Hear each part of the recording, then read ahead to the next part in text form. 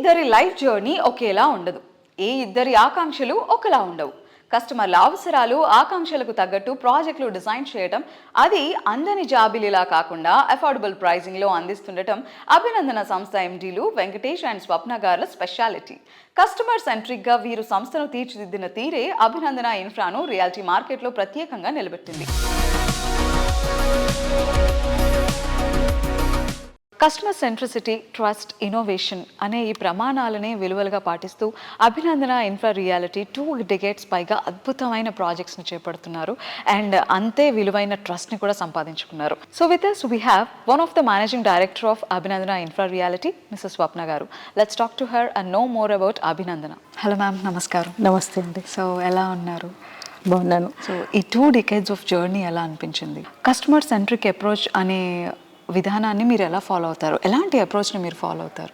Customers అనేవాళ్ళు మనకి approach ఎలా ఉంటుందంటే అండి, మా కస్టమర్ టు కస్టమర్ వస్తున్నారు. ఎందుకంటే వాళ్ళు రిఫర్ చేస్తారు, కస్టమర్సే వాళ్ళ ఫ్రెండ్స్, రిలేటివ్స్. ఎందుకంటే వాళ్ళు తీసుకున్నప్పుడు మనం ఇచ్చే క్వాలిటీ వైజ్, కాస్ట్ వైజ్ ఏంటంటే వాళ్ళు సాటిస్ఫై అయినప్పుడు తప్పకుండా వాళ్ళు రిఫర్ చేస్తారు. మాకు ఎక్కువ కస్టమర్స్ అనేవాళ్ళు ఇలానే వస్తారు, రిఫరెన్స్ నుంచే మాకు కస్టమర్స్ వస్తూ ఉంటారు. సో అందుకని మాకు చాలా ఈజీగా సేల్స్ అనేది అవుతాయి. Okay, so real estate industry అనేది డెఫినెట్గా ఒక కార్పొరేట్ సెక్టార్ లాంటిది.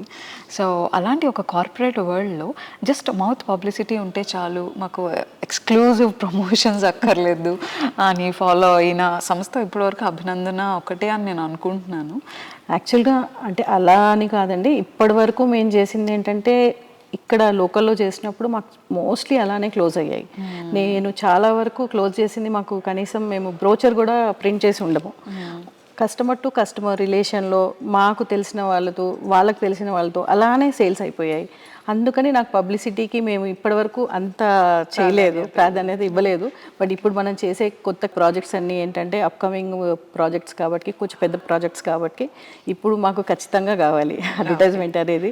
ఇప్పుడు మేము కూడా అందుకనే స్టార్ట్ చేసాం అనమాట actually. So those projects need to be known, ఎందుకంటే నెక్స్ట్ వచ్చే ప్రాజెక్ట్స్ అన్నీ కూడా స్పెషల్గా ఉండబోతున్నాయి. I feel that. Thank you so much. Thank you అండి.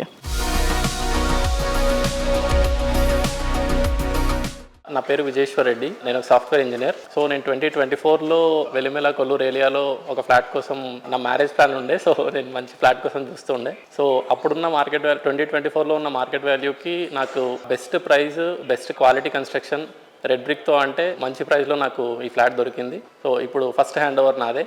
నేను చాలా హ్యాపీగా ఉన్నా. సో ఆన్ సైట్ ఇంకా మేనేజ్మెంట్ చాలా కమిట్మెంట్తో అనుకున్న టైంకి నాకు నా ప్లాన్ ఏది డిస్టర్బ్ అవ్వకుండా హ్యాండ్ ఓవర్కి సపోర్ట్ చేశారు. ఆన్ సైట్ వాళ్ళు అనుకున్న ప్లాన్ ప్రకారం నా ఫ్లాట్ హ్యాండ్ ఓవర్ అయితే మొత్తం వర్క్స్ అన్ని కంప్లీట్ చేసి నాకు హ్యాండ్ ఓవర్ అయితే జరిగింది. I'm very happy. చాలాసార్లు సైట్ విజిట్ చేసాం.